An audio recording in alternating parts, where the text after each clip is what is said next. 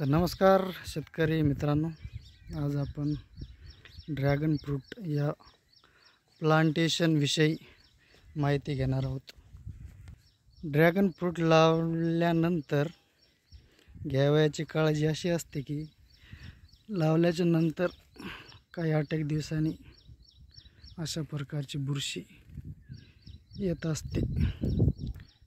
ही आहे बुरशी, दिसत असेल तर ती कंट्रोल करणं फार गरजेचं आहे। अशा प्रकारची बुरशी लागत असते नवीन प्लांट लावल्यानंतर 8 दिवस नंतर घ्यावयाचा स्प्रे।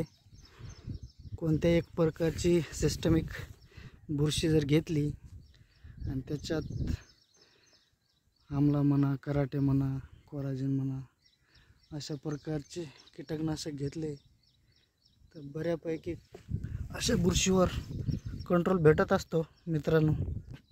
तर तुम्ही बघू शकता 8 दिवसापूर्वी लावलेला ड्रॅगन फ्रूटचा प्लॉट आहे। तर बघू शकता याला पांढरी मुळी बऱ्यापैकी आलेली आहे, दिसत नाही काय किती।